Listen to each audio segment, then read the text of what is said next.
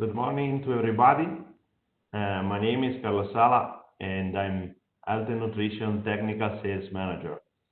Today, I would like to say welcome to this SACO system webinar, and we will discuss about the gut cutaneous axis and its application to dermatological disease together with my friend Vicente Navarro, CEO of BIOITHAS.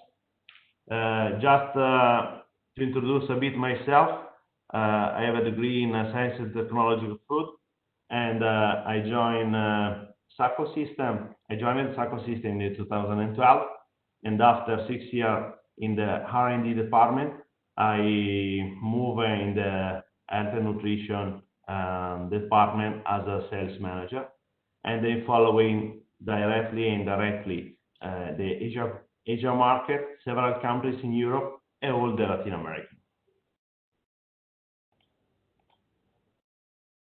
Just to give you an idea of SACO system is the culmination of international biotech excellence applied to food, nutraceutical, and pharmaceutical industries. The slogan of SACO system is supporting food, culture, and life. And system is a sort of expression of an extraordinary synergies that we have between core companies. SACO, Calificio Clerici, Centro Sperimentale del Latte, and Chemicalia. And the history of SACO starts really in the past, in the 1872, and with Calificio Clerici. And all the company is owned by a family. And there are 7 main values that are really important for us. The first one is family company, tradition and expertise, creative intelligence, scalability, research and innovation, flexibility, and knowledge sharing. We have 7 production plants, and we are present in more than 110 countries in the world. And through this, we have a sort of good network and collaboration with several universities. The spirit of this company is to invest more in the R&D. In fact, 6% of our turnover is invested in this. We have more than 360 collaborators, and at the end, we are creating a real network of biotech. And what is important is the webinar of today. And so I would like to say welcome to Vicente, and I give you all the stuff to the presentation.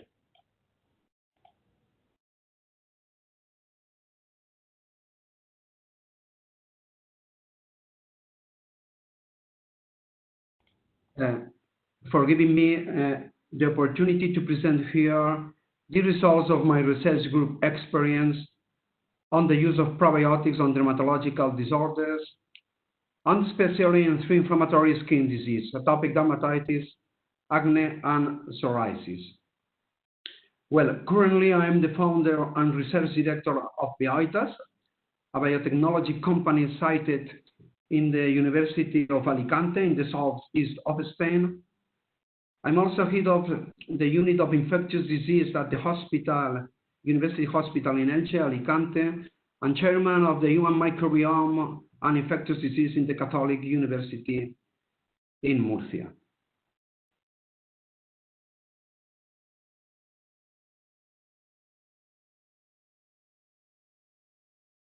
Well, during the first minutes of this presentation, I will resume how BIOITHAS was founded as a spin-off just now 3 years ago, and the activity of the company since the beginning in 2017. Well, briefly, I will describe the 3 main branches of the company and the situation concerning the investigations and patents that we have reached. In this point, I will explain the business relations with SACO. That is, for me, an important event for the company, making BIOITHAS to reach a quality improvement and more visibility with our customers all around the world. The second part of the presentation will describe the evolution of the company with the study of microbiota and its relation with dermatological diseases, and how BIOITHAS decided to develop some different products focused on probiotics and skin diseases. During this second part, I will present the main clinical trials we have done and the results of these trials that finally finished with the license of the first 2 BIOITHAS patents, selling the final product in more than 25 countries all around the world. I will conclude this presentation reporting my opinion about the possibility of using probiotics in another skin diseases.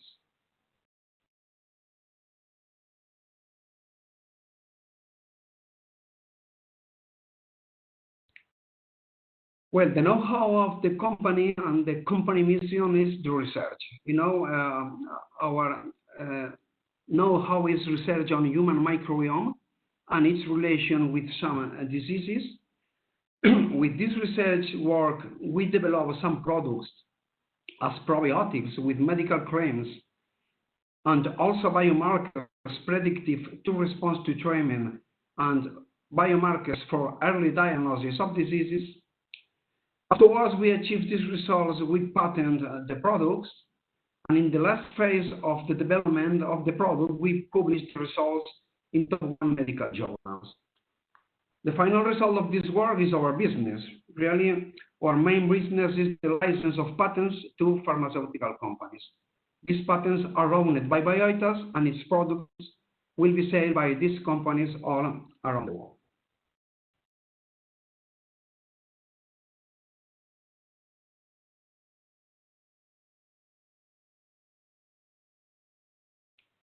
And which is the process after we have agreed with a pharmaceutical company the license? Well, after the license, we receive a purchase order. We produce the probiotic with the best companies, and in this case, well, I will speak about our probiotic that SACO produced for Acne, because this is the first relation with SACO, and how I said earlier, an important event for the company. And finally, we have the final product with 3rd companies and supply this product to our customer. The customer launches the product owned by BIOITHAS with the trademark of the customer.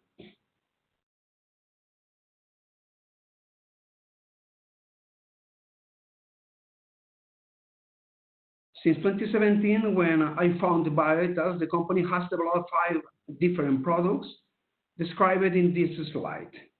2 probiotics for skin disease in the beginning, afterwards 2 biomarkers, and the last one, another probiotic owned by BIOITHAS, indicated for the treatment of acne disease. In next slides, I briefly describe each one of these development. Speaking about the first product, the patent owned by BIOITHAS is our probiotic for atopic dermatitis. This is the first development that we did in the beginning of the company. This product was patented with the indication of prevention and treatment of atopic dermatitis. The results were published in the best dermatological journal at the moment. 2 years ago, in 2018, we published these results in JAMA Dermatology. I remember you that this is the top 1 journal all around the world in dermatological disease, with an impact factor of 8.1. And after publication, during the last 1.5 years, we have licensed for sale this product in 26 countries.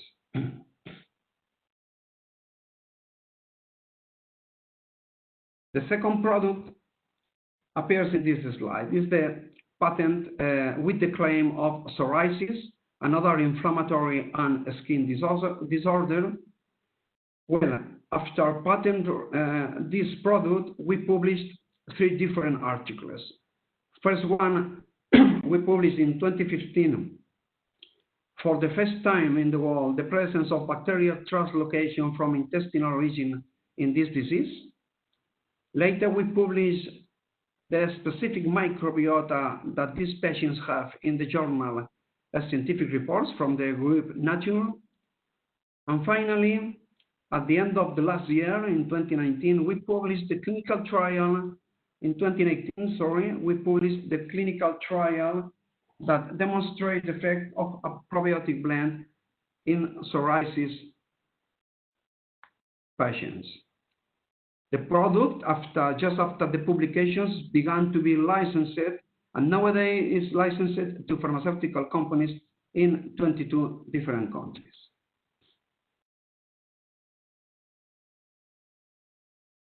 The third product that we have now is the product for acne. This product includes different strains owned by BIOITHAS.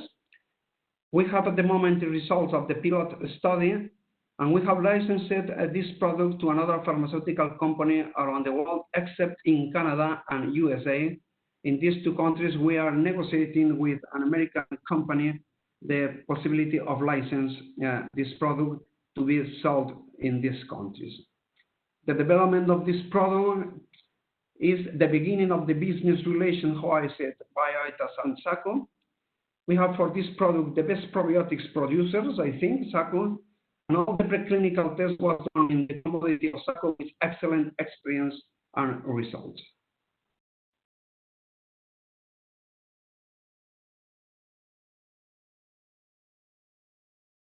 I spoke in the beginning about another patents. In this case, I only mention these patents, but I want to speak more during the presentation, because this is not probiotics patents. In this case, speaking about the knowledge on microbiota, we have these patents for as a biomarker to predict the response to treatment in patients with multiple sclerosis. We use the microbiome in these patients is a different microbiome from the healthy people, and there are specific bacteria that are predictive of response to treatment. We have this patent available to license and in negotiation with one company. And the last one is an epidermoidal oral cancer biomarker. It's patented with a pilot study results and also in negotiations with another company.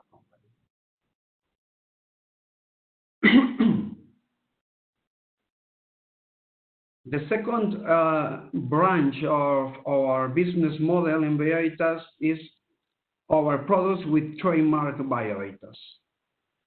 For these products, this is different. We don't have important clinical trials, but we have preclinical data validating the effectiveness of these probiotics.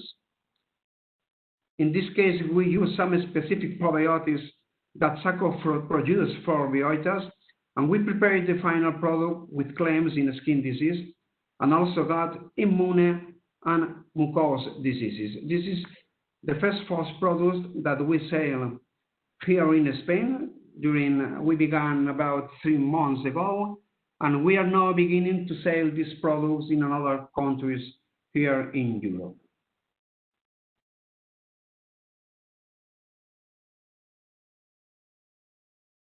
And finally, the third branch of BIOITHAS. We cannot forget that the beginning of BIOITHAS was the research. Well, we have the ability to perform strong clinical trials for our products, but also for other companies for their products. So we can design clinical trials to validate functional strains, to validate biomarkers, and finally to validate other nutritional complements. And the final results are owned by the producer of these strains, or sometimes if the owner decides, we can negotiate to share the property of these results. With this, I finish all about BIOITHAS and how we have worked during our first few years since the foundation in 2017. And now in the second part of this presentation, I begin here to explain the main results reached with our probiotics products.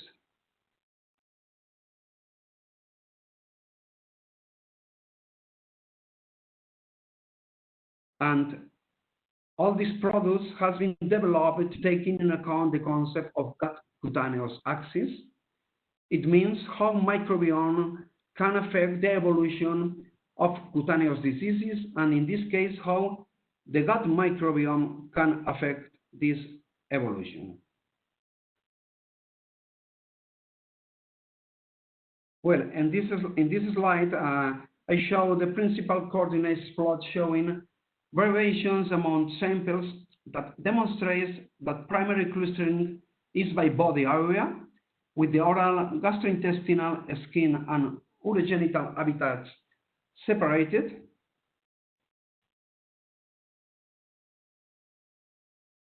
In the next slide, I describe how in the skin microbiome we can find different bacteria depending on the situation of the skin.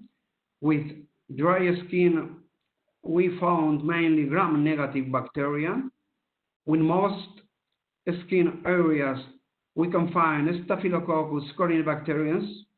And finally, if we have sebaceous areas, that it happens in acne, we can find mainly propionobacterias.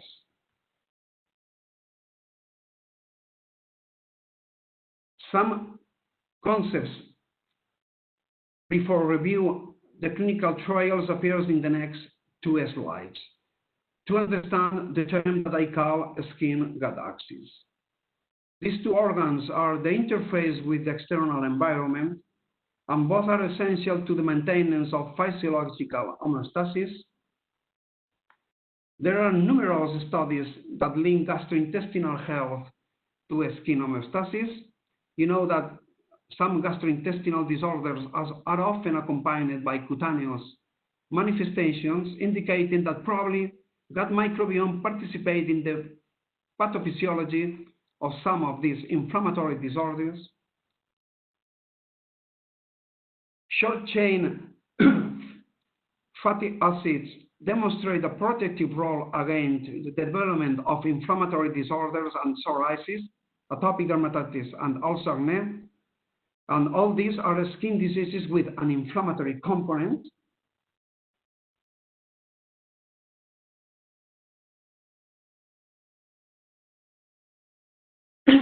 It is also important to know that Th17 cells are abundant in both skin and intestinal cells, and that their inflammatory cytokines contribute to the pathogenesis of some inflammatory disorder as occurs in Crohn's disease.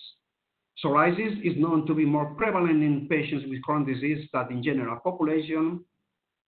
And finally, gut dysbiosis and inflammatory cytokines further increase epithelial permeability and set up a cycle of chronic systemic inflammation. All these are just a few mechanisms by which a disturbed gut microbiome manifests in impaired skin function.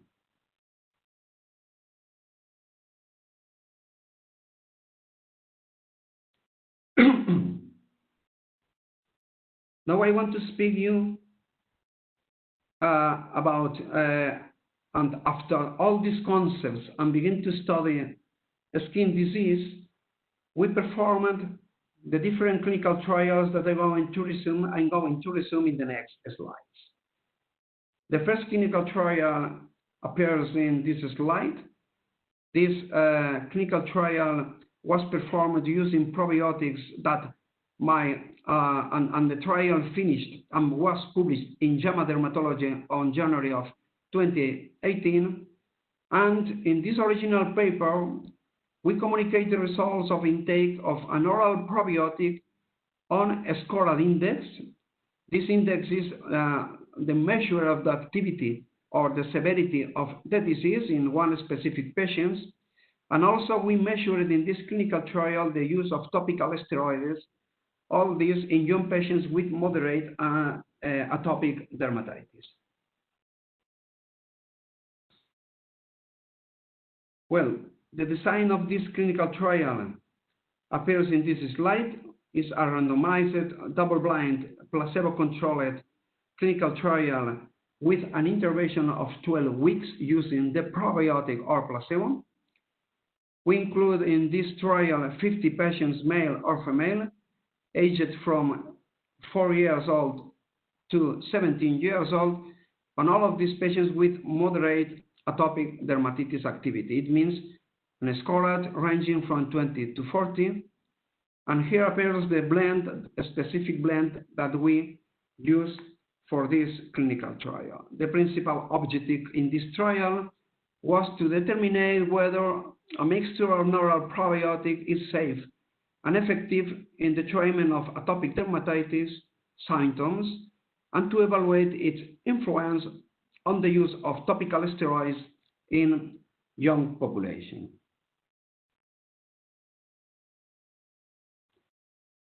Main results of this trial show how appears in this figure in the top of the slide, how the severity of this disease was measured using the STEROID index, as I said earlier. This index includes a mathematical formulation using data on the spread, the intensity, and the subjective symptoms of patients. And we can see in the top figure of this slide how the group of patients included in the probiotic group improved with a score of 33 in the beginning of the study and 6.7 at the end of this study after 12 weeks follow-up intervention with the probiotic, while the placebo group moved from 31 to 25. This difference in the evolution of the response to treatment was clinically relevant and statistically significant. In the bottom of the slide, we can see how the three components of the score, the intensity, the spread, and the subjective symptoms, improved in the probiotic group more than in placebo group.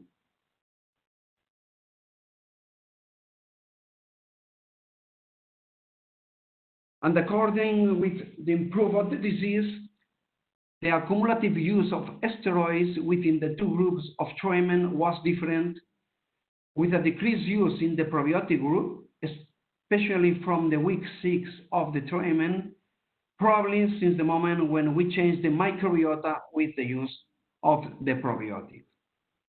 You can see in the slide what I think is one of the most important results of this study. It shows how in the last 6 weeks of the treatment, patients in the probiotic group stopped using steroids, and patients in the placebo group still take steroids to control the inflammatory activity of the disease. And more important, difference in the STEROID index during these last 6 weeks increased, suggesting that during this time, probiotics alone, without steroids, works better than steroids.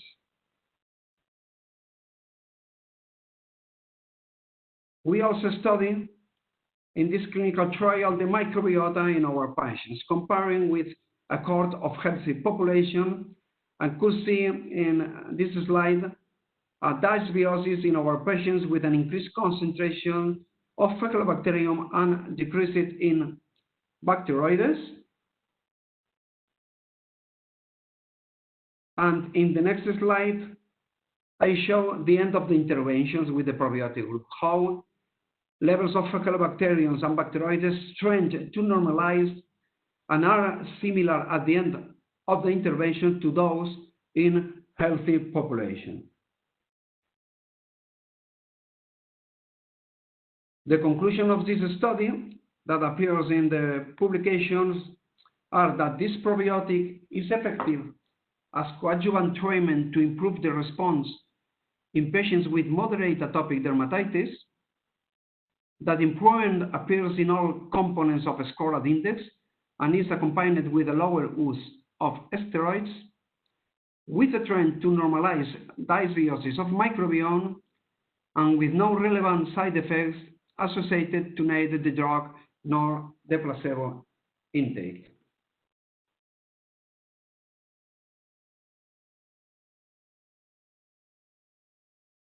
The second clinical trial that I want to show you is those performed in patients with psoriasis. In this case, we published it before this clinical trial, as I said earlier, 2 papers. The first one where we communicate for the first time the presence of bacterial translocation from the intestinal origin in patients with a new flare of psoriasis. It was published also in JAMA Dermatology. In this paper, we described how 40% of patients with a new flare had this phenomenon of bacterial translocation that in this moment, when we publish the paper, we suspect could be related with the microbiome.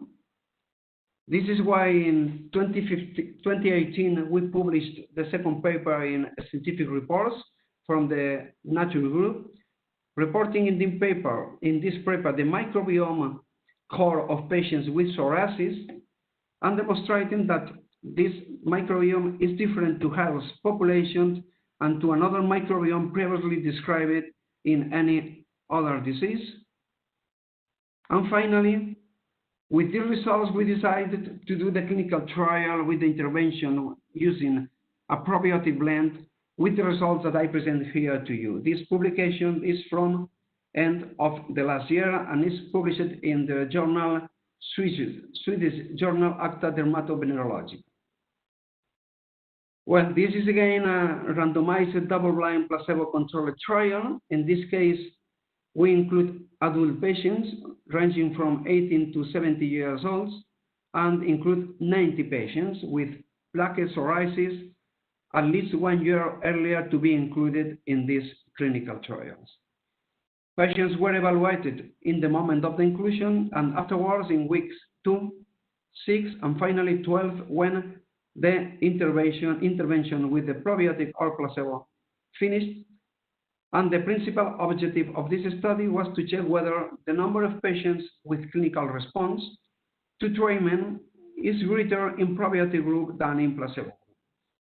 For evaluate this response, we use the score called PASI 75. It means that when one patient decrease activity or improve in 75% or more the score of this PASI 75 in the beginning of the study, we classify this patient as response to treatment, and if the improve of PASI is under 75%, we classify the patient as non-response to treatment.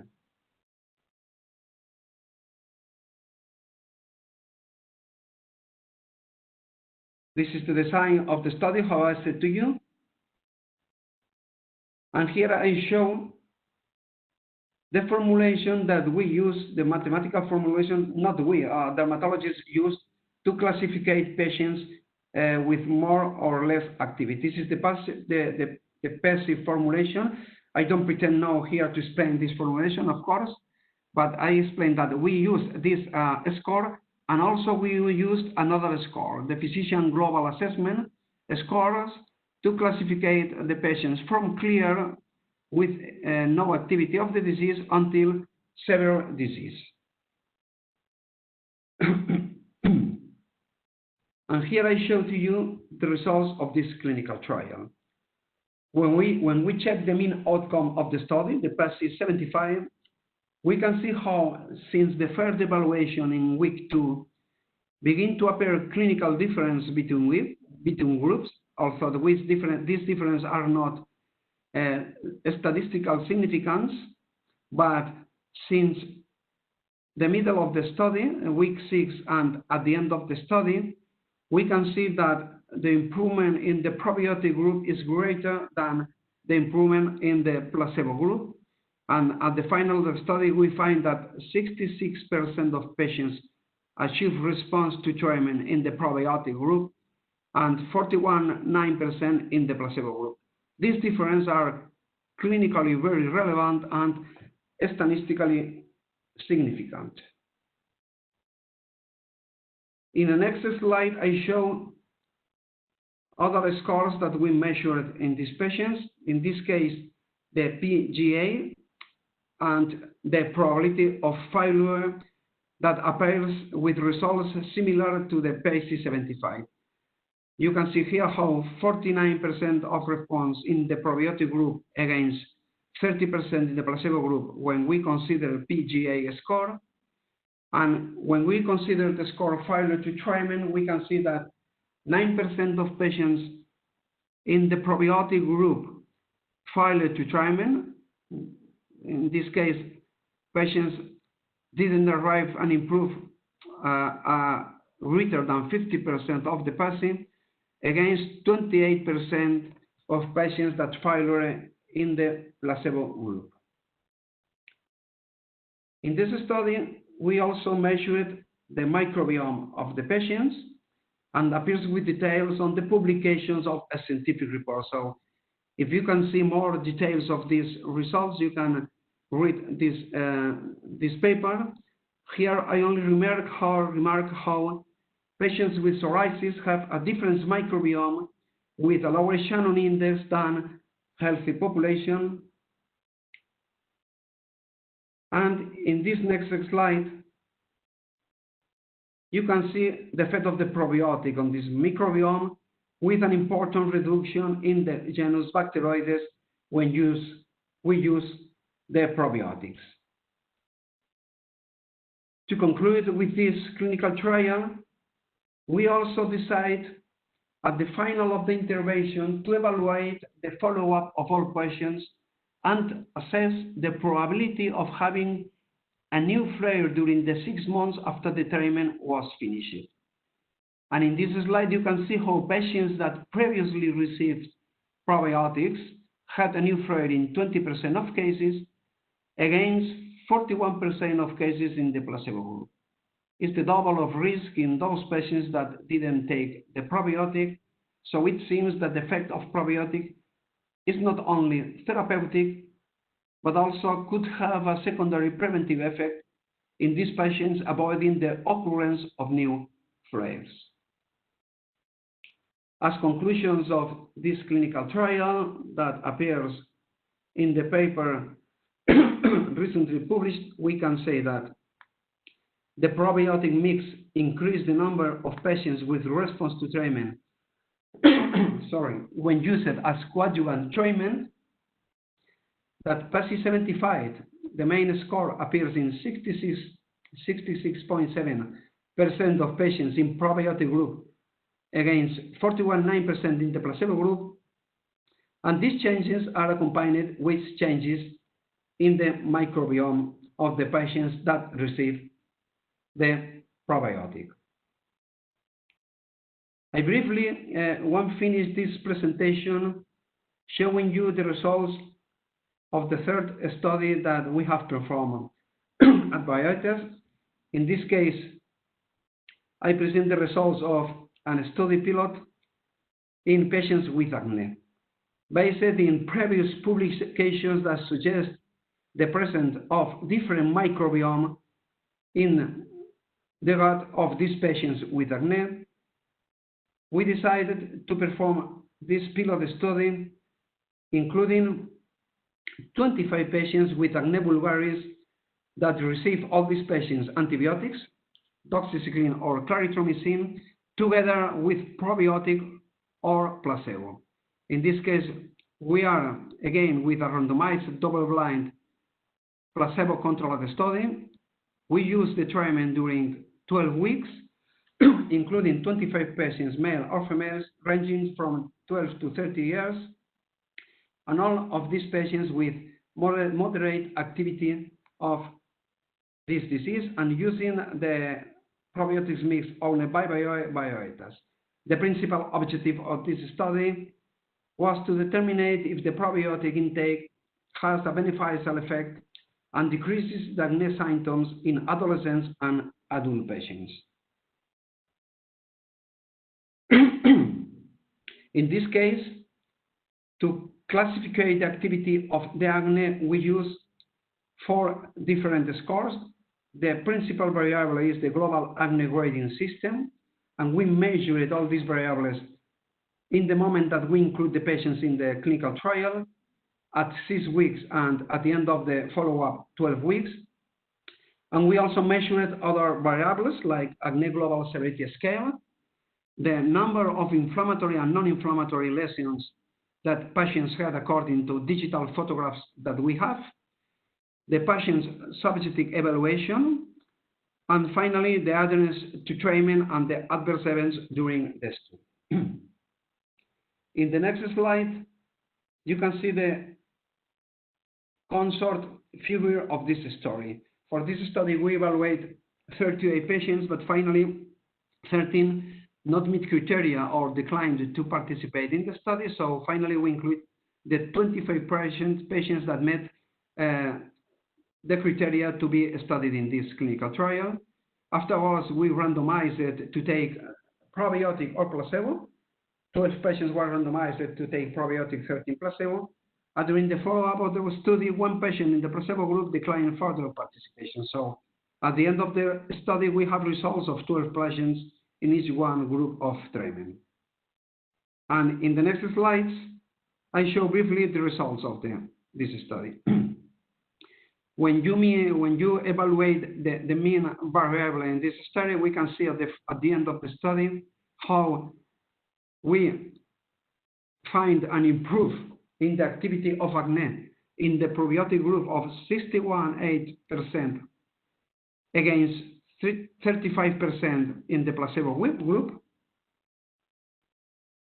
When we evaluate the second variable, in this case, this variable classificating categories the activity of the disease from patients without activity, in this case, cleared in the classification O, and patients with very severe disease in the classification 5.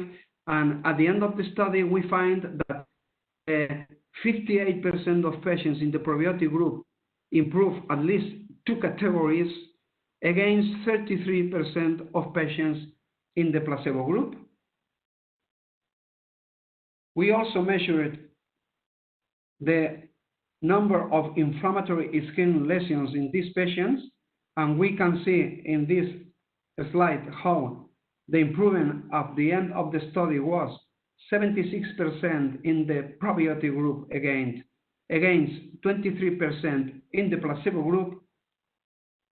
And the last score that we measured was the subjective perception of the patients.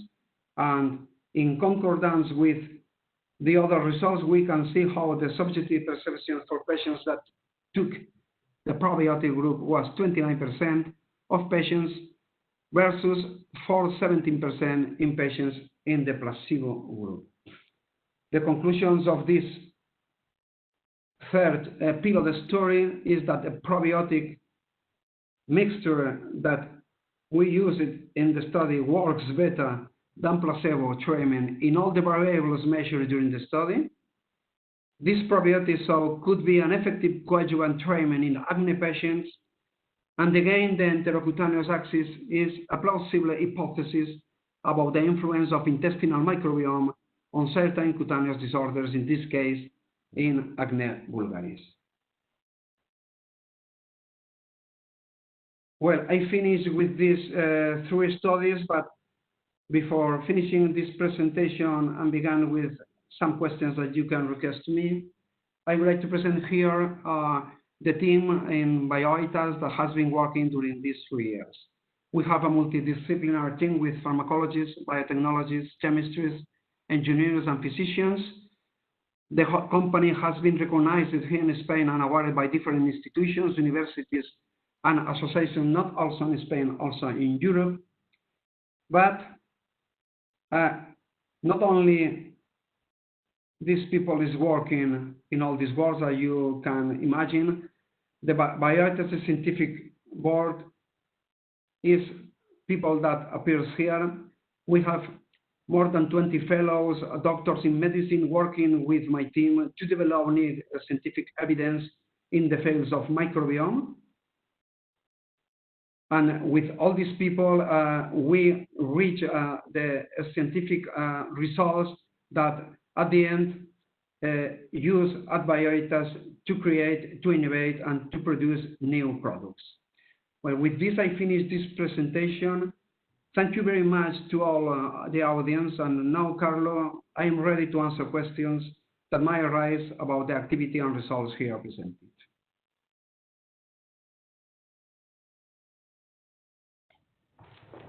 Thank you, Vicente, for this really interesting presentation. I think that maybe there are some questions we have to check now. And I don't know if you have one, Vicente. Yes, well, well, I made my first questions, and an audience can well, think about more questions. In some of the presentations that I make earlier, people request about the strains that we use for our research. You know that these three different products are not the same, of course. We use different strains that we use at our company, and we perform preclinical studies. In this case, the studies that we do for evaluate the intestinal cutaneous axis have one part that is the same for all the strains. I have the know-how of this study. Of course, I cannot explain it here, but I try some different strains to evaluate if these strains can work on dermatological disease. And afterwards, I use these strains to a specific diseases. And in this case, the preclinical proof that I do at BIOITHAS are different. In one case, I mean, if in the case of psoriasis, you know that some interleukins are elevated, increased with activity of disease, like interleukin 17. Well, I can check this interleukin using some probiotics with patients and evaluate how it works. But not only this, I use more proof to decide finally which blend or which one only specific probiotics I use for each one of these studies. This is how we work at BIOITHAS before to make the clinical trial that you know it's a very expensive work, and we should be sure that it's very probably that this probiotics works before we began the clinical trial.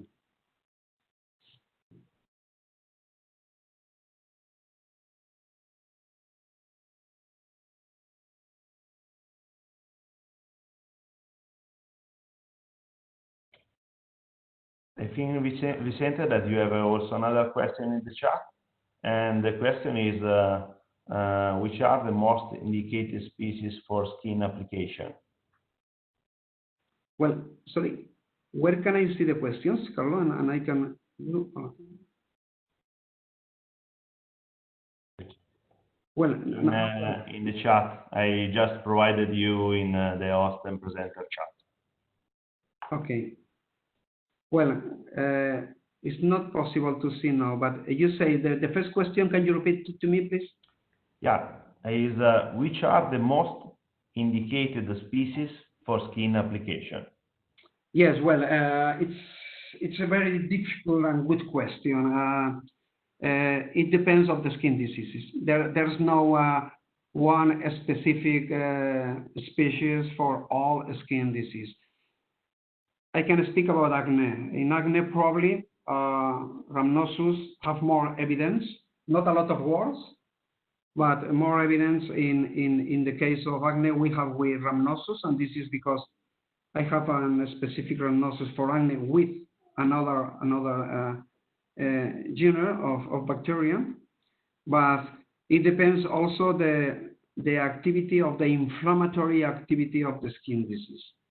By example, probably the most important or the first skin disease with more activity, speaking about inflammatory, is psoriasis. So in this case, don't think about one specific genre. Think about the different genres that act about the systemic inflammatory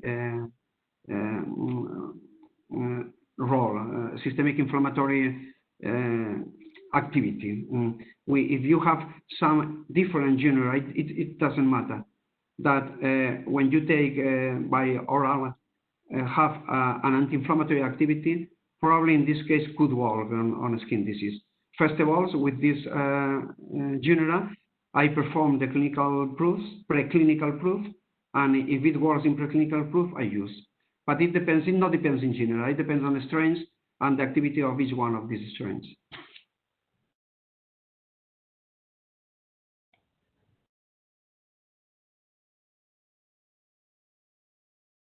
You have any questions? Yeah, this is another one, so you can think that you can read it. Well, I can before conclude, I can explain you about this question.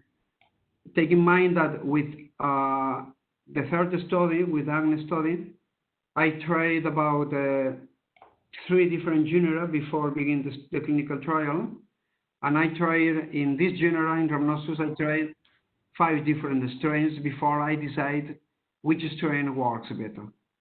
And afterwards, you know that the scale up of this strain after identify this strain in health population, I sent this strain to SACO. In SACO, I made all the scale up, the preclinical proof to decide finally to use this strain. So it's really very difficult that I spend a lot of time before began the clinical trial.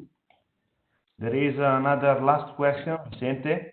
That is, which one is better probiotics for skin by oral application or topical application? Yeah. Just talking about cosmetic products.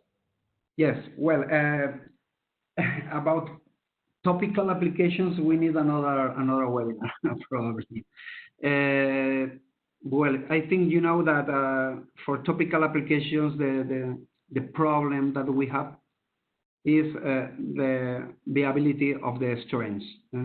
The strains is very difficult to maintain in a pill during months, but we can do that. But for topical application, if we want to use a live probiotic,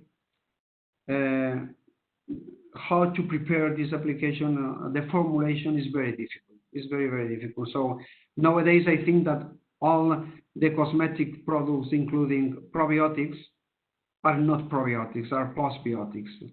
The probiotic is not live there. So this is one of the issues that we should research during the next years, how to maintain alive these strains and try to demonstrate if these strains are effectiveness as topical application.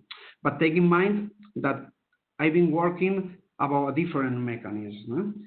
I think that if I use a topical probiotic, live topical probiotic to treat acne, I need a probiotic that makes disappear Propionobacterium acnes with the main mechanism of this probiotic. But with my clinical trial with an oral probiotic, I am using a different physiopathological mechanism. It's the anti-inflammatory systemic effect of the probiotic. So if in the future we have another probiotic for topical treatment, probably we will be acting in 2 different dianas, in 2 different pathways to treat this disease. It's very interesting, but probably we need more time, more years to develop this.